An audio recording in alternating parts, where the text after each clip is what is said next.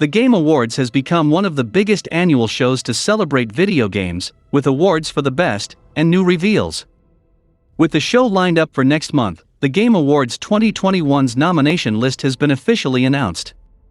2021 has been a very interesting year for the video game industry. From the ongoing pandemic delaying multiple titles, to chip shortages making console acquisition much more difficult, both developers and players have had a hard time in 2021. Despite the hardships, video games have remained a unifying presence for many people, allowing people to still engage with one another or switch reality into worlds of their choosing. The Game Awards have been formally running since 2014, with host Jeff Keighley presenting the awards to a live audience, while also premiering a plethora of new games. Jeff Keighley has officially revealed the Game Awards 2021 nominees, with fans available to vote now. The game with the largest presence is the Arcane Studios' Deathloop, receiving nominations for Game of the Year, Best Game Direction, Best Art Direction, Best Score and Music, Best Audio Design, Best Narrative, Best Action Game, and 2 nominations for Best Performance. Rounding out the Game of the Year nominees are It Takes Two, Metroid Dread, Psychonauts 2, Ratchet & Clank Rift Apart, and Resident Evil Village. PlayStation's presence in the nominations is generally pretty strong, with Deathloop, Kena Bridge of Spirits, Ratchet & Clank Rift Apart, and Returnal all having strong showings. Xbox, while not as dominant, makes up a solid portion of the nominations here too, with Double Fine's Psychonauts 2 receiving a handful of nominations, Forza Horizon 5 receiving a Best Racing Game nomination, and Microsoft Flight Simulator receiving a Best Sim/Strategy Game nomination, which is weird because it already won this category last year. So, it's not fair to include in this year, where they could have chosen other sims and strategy games.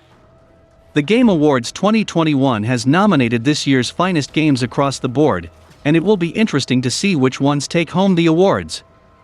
Some games have been snubbed and I think some are intentionally placed. Whether you call it politics or preference or something, there is definitely some zigzags around here. What is perhaps most jarring about this list though, is seeing Cyberpunk 2077 as a candidate for the Best Role-Playing Game Award. Awards season in the games industry is always an exciting time as fans get to see their favorite titles from the year be recognized and studios have the opportunity to win awards for their works. While it captures plenty of this year's best games, I can't help but feel like the awards have snubbed one of this year's best, Returnal. Returnal wasn't entirely forgotten about by the Game Awards, as it was nominated for 3 categories: Best Game Direction, Best Audio Design, and Best Action Game, but I feel like the game is missing from some categories where it could potentially be the clear winner. Awards, or the lack thereof, don't make a game better or worse, but it's always surprising when a game of such high quality like Returnal isn't recognized for its efforts. At the end of the day, more awards for Returnal won't inherently change anything about it, but it's important for games that break the traditional mold of what's popular in the industry to be praised so that they can pave the way for other innovative titles, and also that we should include the potential marketing the award winners get. Returnal is certainly seeing some representation at the Game Awards, but it's still missing from several categories where it would likely do well. It's important to note that this isn't to say that there are undeserving games listed in any of the categories, but that Returnal is just as worthy for being nominated. The definitive pick of the bullet hell roguelike belongs as the Game of the Year category, where it would be up against Deathloop, Metroid Dread, Psychonauts 2, Resident Evil Village, It Takes Two, and Ratchet & Clank Rift Apart. There are plenty of good arguments for why all those titles could deserve the award, but Returnal is certainly a strong contender with its perfect marriage of tense gameplay, gripping narrative elements, and masterful presentation. The other category that Returnal seemed to be a shoo-in for that it was ultimately passed over in favor of other titles is Best Art Direction. Returnal features 6 different environments, with each one being completely unique from the rest, causing the game to be one of the most visually striking of the year in environment design alone. Pair that with the game's enemy design and attack patterns, and it quickly becomes a standout for gorgeous visuals deserving of industry-wide recognition. Anyone who's played it can recall just how beautiful the alien world of Atropos is, and Returnal could have certainly won the Best Art Direction category if it were nominated. The final 2 categories that Returnal should have been a contender for aren't shoo-ins for the game, but it certainly deserved to be a part of the conversation. Despite its more obtuse nature, Returnal could have been up for Best Narrative with the way that the game marries its story about trauma and PTSD with its punishing gameplay. The story isn't as straightforward as other nominees, but instead is told over the course of many runs like with other beloved roguelikes like Hades, but that shouldn't discredit its quality. Jane Perry, who plays Returnal's main character Celine, could also have been nominated for Best Performance. As Celine is one of the only speaking characters in the entire game, Perry carries the narrative with her performance and should be recognized for it. She may not be as chatty as other characters that were nominated, but when Perry does speak as Celine, it's important and memorable. Also, Returnal is the first AAA roguelike game, which also elevated the genre and the studio's reputation as well. And also other games like Tales of Arise and Lost Judgment got snubbed in various categories, but as far as the important awards go, I choose Giancarlo Esposito for Best Acting in Far Cry 6, Returnal for Best Game Direction, Best Action Game and Audio Design, Nier Replicant for Soundtrack, Kena Bridge of Spirits for Best and Debut Indie Game, and Ratchet & Clank Rift Apart for Best Action Adventure Game, for Best Art Style and for Game of the Year. Some people say Forza Horizon 5 Sold have got nominated, but it's a racing game, and also it doesn't do anything different from the previous iterations. So, these are my decisions for the awards show, and Returnal is my Game of the Year, and I hope that Ratchet and Rivet win multiple awards including GOTY. Speaking of the Game Awards, Jeff Keighley hypes up the Game Awards 2021 with claims that fans can expect more game reveals at this year's show than ever before. The Game Awards, now in its 8th year, returns to being an in-person live event at the Microsoft Theater in Los Angeles after the COVID-19 pandemic forced the show to go virtual last year. That show garnered viewership numbers around the 83 million mark, double over the year before, according to Jeff Keighley. The show returns as an in-person event with a live audience, orchestra, stage appearances, and more. With the return to an in-person event, expectations are higher than ever, and according to him, games that are making appearances there will also be at an all-time high. Jeff Keighley states that 40 to 50 games will be featured this year, and new game announcements during the show could get into the double digits range thanks in part to the show becoming the signature industry event. He believes that because many games have been delayed, and there have been limited amounts of places for games to be seen, and the ability to travel, it primes the Game Awards to be the place where video game developers want to show off their game as they head into 2022. Along with the expectations that this year's Game Awards could have the most game reveals ever, both known games and new, Jeff Keighley expects that viewership will increase once more. He tempers his expectations, saying that another doubling of the Game Awards audience size again is an unsustainable goal, but he does want to expand ways that the award show can be watched. He wants to expand into options in the metaverse, which the show has done within the game core and on the Oculus VR platform. However, he is adamant that his show will not go into the NFT space. Personally, I am excited for the Game Awards, and I hope that PlayStation has a strong presence at the show, with some new reveals, or a gameplay demo for God of War Ragnarok, or show The Last of Us Part 2 factions with release dates. It could happen there, or we could see those elsewhere if PlayStation has an event planned for this year.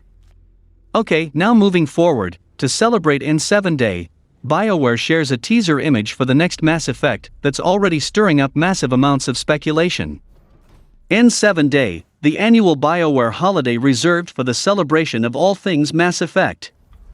This year's N7 Day is particularly exciting because not only did BioWare drop the Mass Effect Legendary Edition earlier in the year, but there's been confirmation of a new Mass Effect game in development.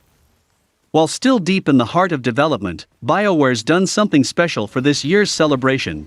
The team shared a new teaser poster for the upcoming Mass Effect game on social media.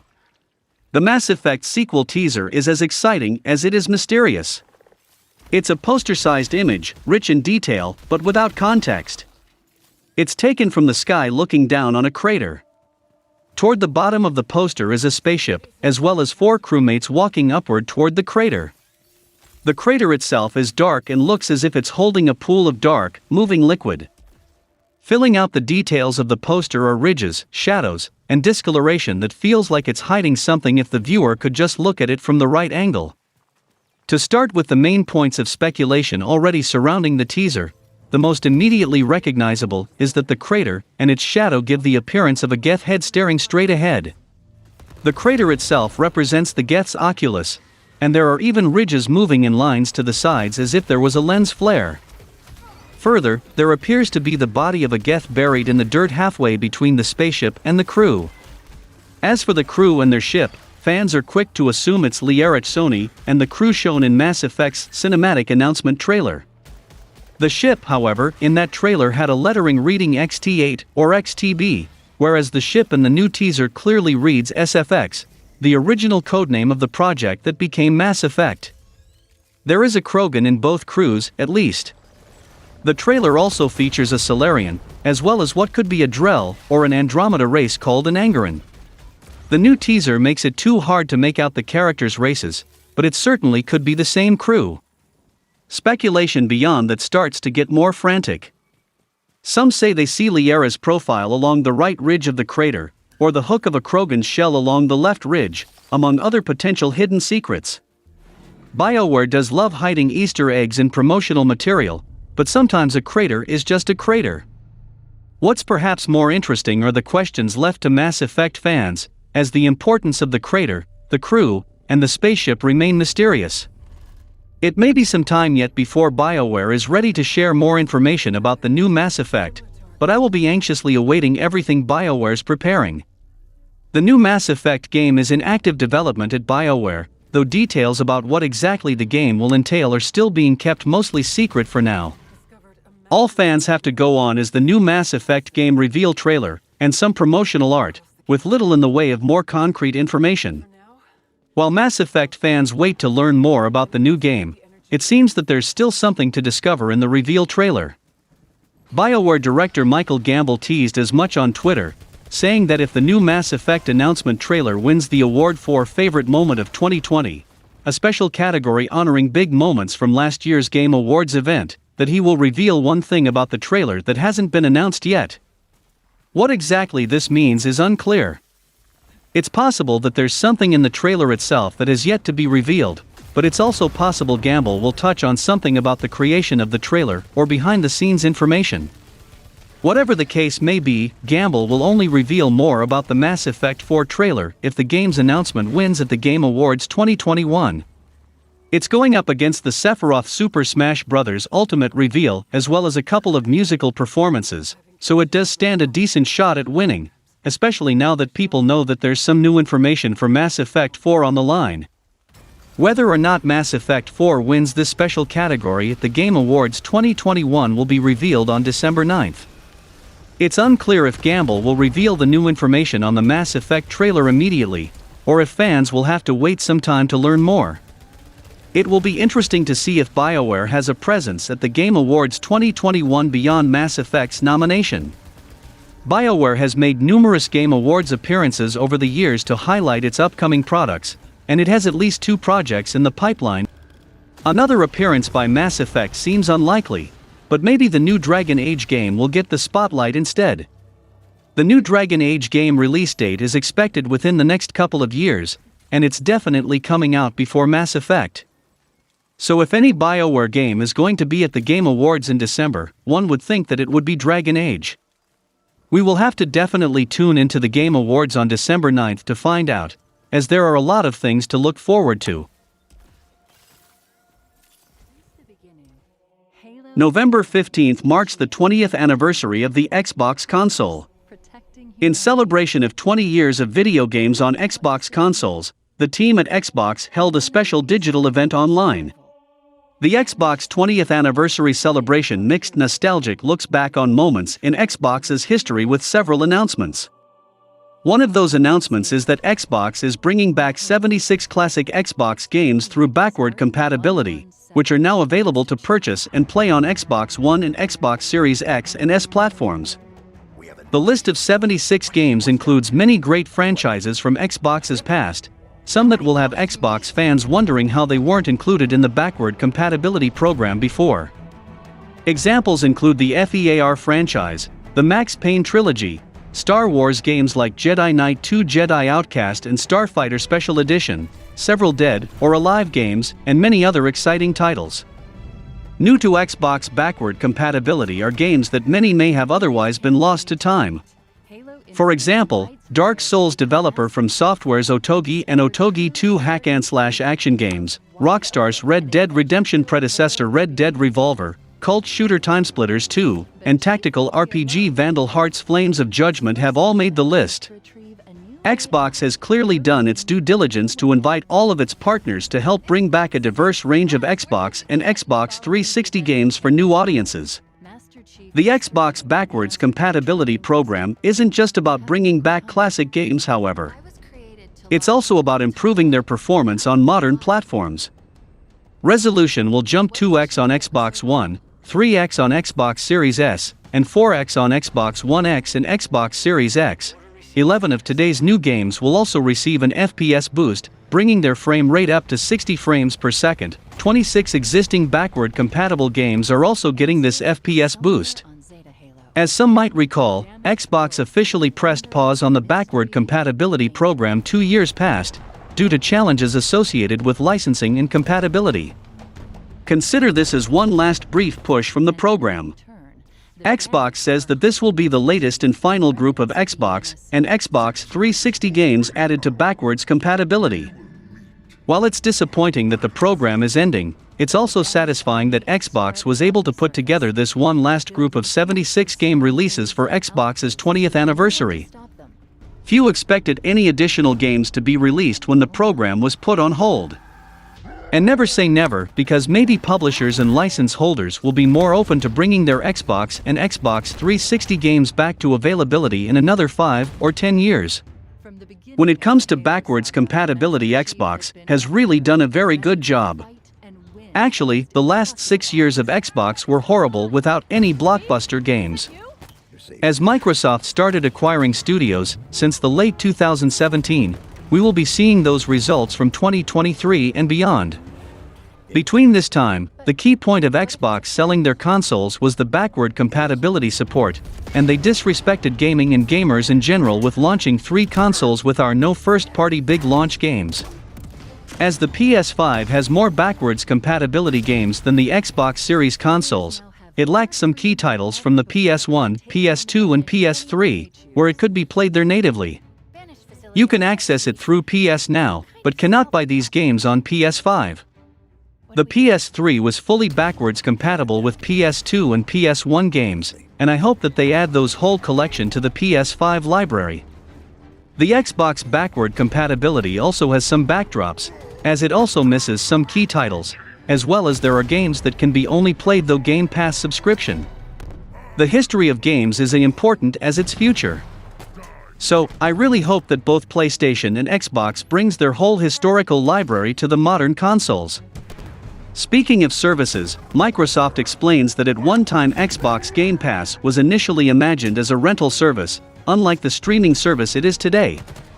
The beginning of the Xbox One era was a signal point for the direction that Microsoft wanted to take the Xbox brand in. Microsoft saw a digital future when it launched that console, making the Xbox One always online, and used games unplayable, and in turn, received backlash from gamers and critics alike. From then on, Microsoft had to climb its way out of the hole it had created, but never quite abandoned its original vision for Xbox, expanding it from just a video game console to a full-fledged digital video game service. Xbox Game Pass is a product of these trials, allowing users to conveniently play an assortment of games from anywhere, no renting or mail service required.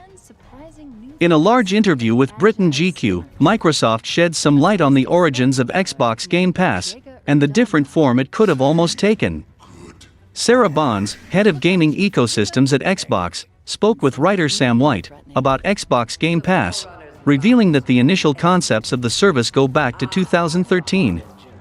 Its development codename was Arches, and it was originally envisioned as a video game rental service before pivoting to a subscription-based, streaming service. This decision was also in part to where video game revenue comes time-wise, Bond explaining, something like 75% of a game's revenue used to be made in the first 2 months of release. Nowadays it's spread over 2 years.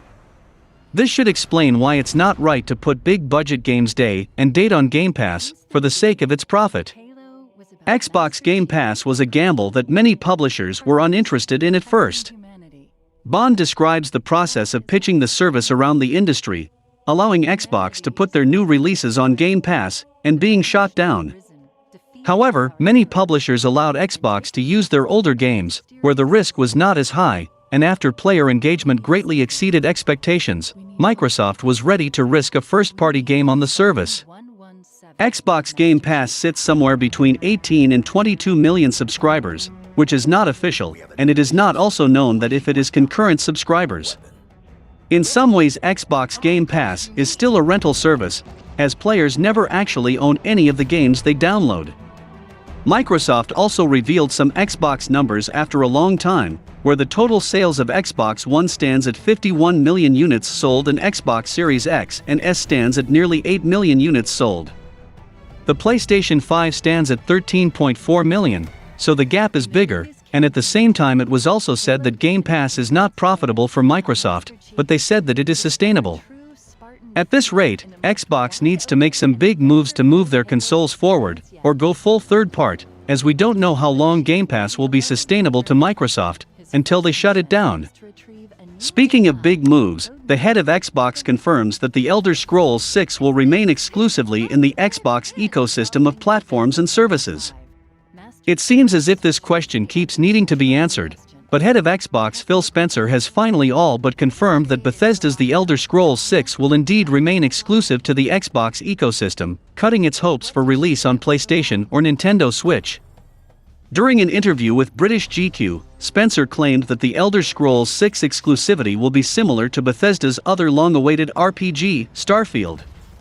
Starfield was shown off earlier in the year and definitively stated to be coming only to Xbox consoles and PC. Todd Howard also made a comment about The Elder Scrolls 6, saying that the game is still deep in the trenches of development, and that the team's ultimate goal is the same as it has been since The Elder Scrolls 4 Oblivion and The Elder Scrolls 5 Skyrim. Howard says that as people change and technology changes, the vision to transport people to these engaging worlds and fully immerse the player stays the same. With The Elder Scrolls 6, Bethesda wants to keep the bones of The Elder Scrolls, but expand on player immersion like the franchise never has before. Considering that Microsoft did indeed purchase Bethesda earlier this year, this should come as no surprise, especially with Xbox's earlier announcement of Starfield's exclusivity at E3. Still, it is likely that the millions of fans that have been holding out hope that The Elder Scrolls 6 might appear on a Sony or Nintendo platform will be sorely disappointed and maybe a bit betrayed by Bethesda. However, the games industry is a business, and this is a perfect way to get Elder Scrolls fans into the Xbox ecosystem in some way. Whether it be through a traditional Xbox console, PC, or even Xbox Game Pass on mobile, Microsoft is doubling down on its mission to bring console exclusives, which is the big move made by them in years. This is a big statement to PlayStation, as other Elder Scrolls games are being multiplats. Taking this away from PlayStation gamers is a smart move by Xbox. And I expect all of their games in the future should be only on Xbox or maybe on PC. But I am not sure, as if they could eventually come here, if the profit does not got yielded. With most of the Xbox games moving towards the free-to-play route and Microsoft catering their games more towards PC gamers, I see where they are going with their gaming brand.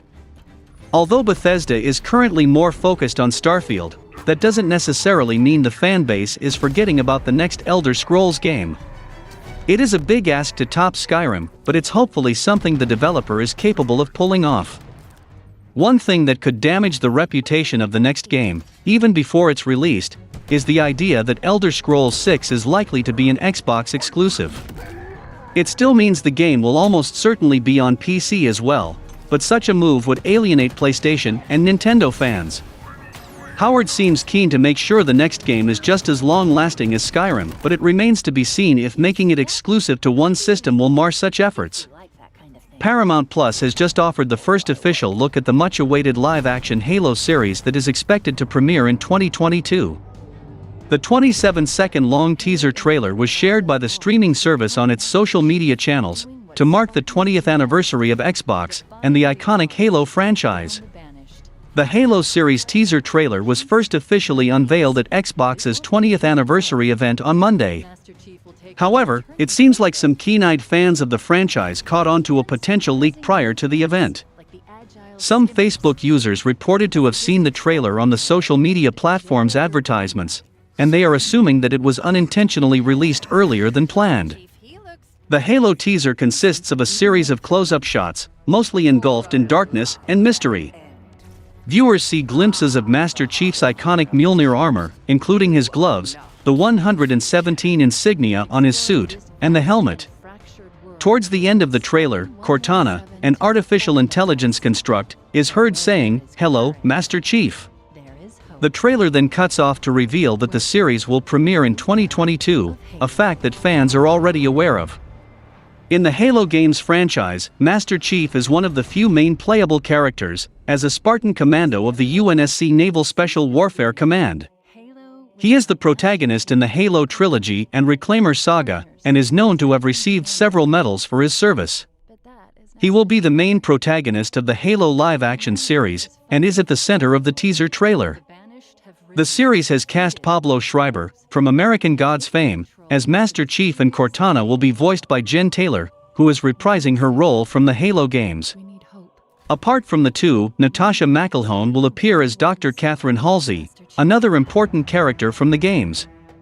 Talks of a live-action adaptation for Halo have been ongoing for several years, with the idea of producing a film being raised after the success of the first game Halo, Combat Evolved, which was released on November 15, 2001.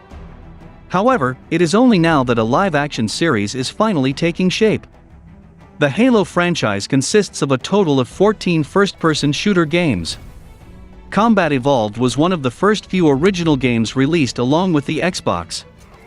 The franchise is among the list of one of the most successful and popular video game franchises ever made. It is considered to be Xbox's flagship franchise, with over 80 million copies of Halo games sold since the launch of the first entry in 2001.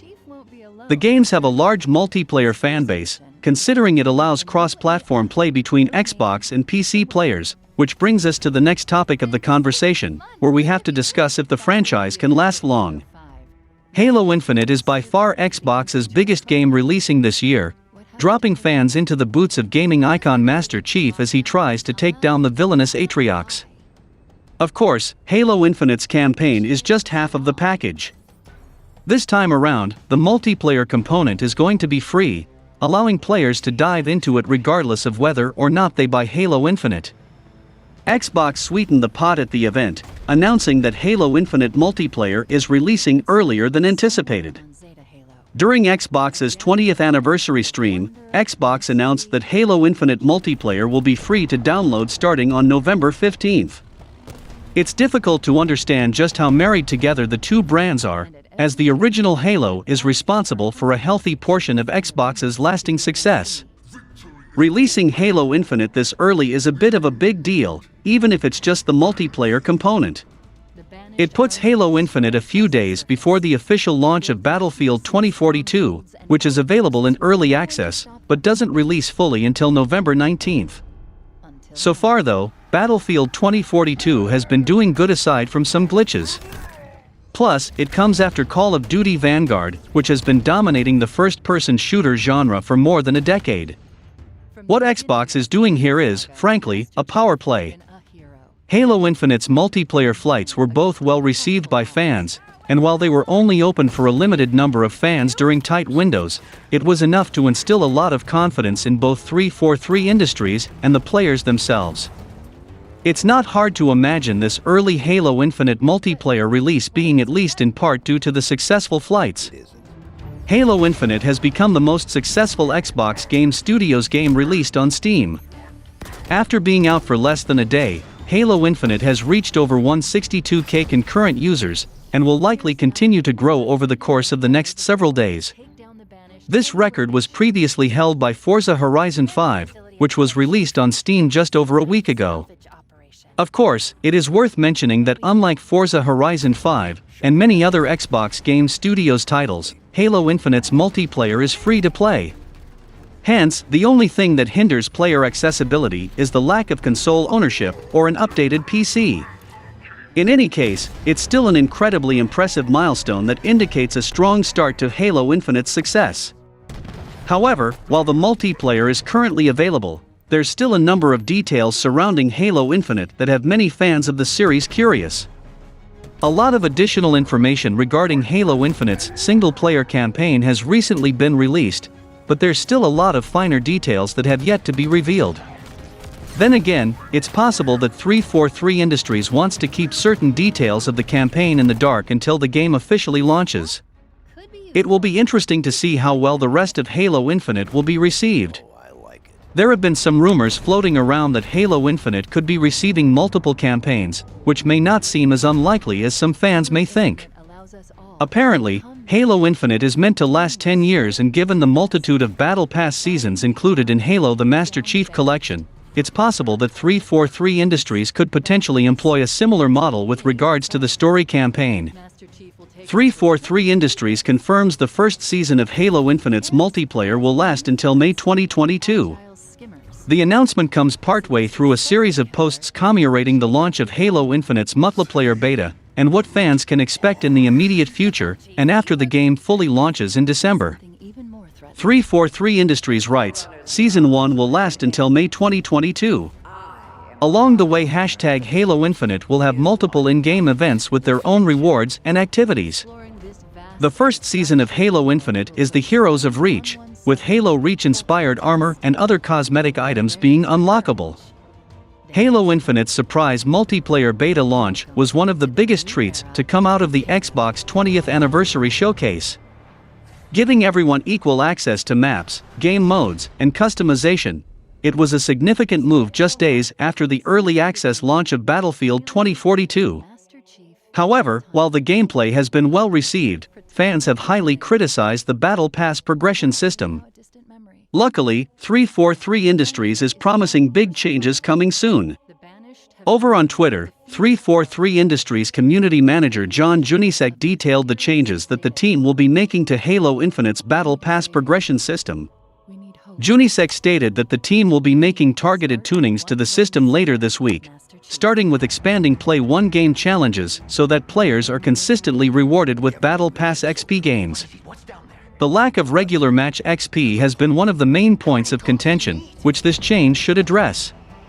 In addition, 343 Industries will be making granular tweaks to some of the other challenges in Halo Infinite, including removing some based on fan feedback. The goal is to make progression through weekly challenges faster, and thereby more rewarding. Currently, Halo Infinite's Battle Pass challenges lean heavily into randomized objectives that sway playstyles or are arbitrarily difficult due to in-game factors. For instance, one weekly challenge asks players to destroy a Wraith, but Wraiths don't spawn every match, and being in the right place at the right time to destroy one can be frustrating. Double XP boosts are also getting a buff. Now, the boosts will last for an entire hour rather than the 30 minutes that they previously did. Junisek stated that the team wanted the double XP boost buff to help fans get more out of them during longer matches, and especially during Halo Infinite's Big Team Battle playlist, which can last a fair bit longer than matches in the quick play side of things. There are a few things of note, however. First and foremost, fans will lose their progress towards current challenges when the updated progression system rolls out, including weekly challenges. We have an update here, as 343 Industries has changed the Halo Infinite Battle Pass progression, so now players will earn XP every time they complete a match, with wins worth 50 XP each.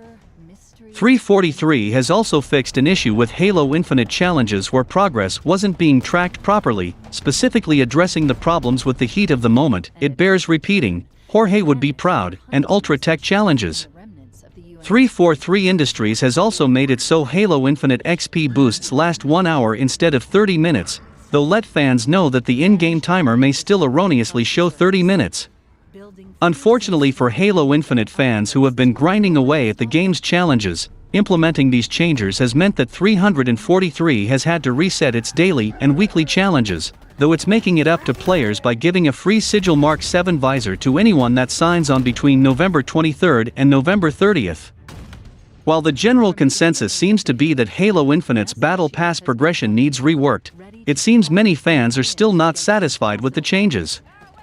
Some have complained about having their challenge progress reset, while others have argued that the changes don't go nearly far enough to address the slow progression issues. Some pointed out how there was already a challenge for completing 2 match-made Halo Infinite games in exchange for 100 XP, and that 50 XP per match is still pretty low. It seems many fans would rather see Halo Infinite ditch the challenge-based XP system in favor of something more traditional where they are given credit for kills, objectives, winning matches, etc. like in most other games, with the challenges being optional to get extra XP. It's worth pointing out that even though Halo Infinite Battle Pass progression moves at a snail's pace, that players have a very long time to complete it.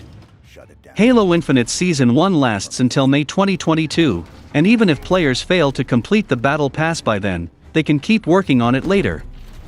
Unlike other games with Battle Passes, the Halo Infinite Battle Passes never expire and players can pick and choose which one they're working on at any given time. The other problems with the Halo Infinite multiplayer is that we cannot choose what mode we can play, and that is as frustrating as the Battle Pass system and the XP leveling system. Other concerns are that the franchise doesn't push gaming forward, and also lacks the wow factor and innovation. Overall, in accordance with all these achievements, we really have to see where Halo Infinite stands in a few months from now on the sales and engagement charts. And that's all for the video, guys. Like and share the video for a greater audience. Comment your thoughts on the topics, and donations are always appreciated. Subscribe to the channel and click the bell icon, and until then, from SMPV, it's goodbye.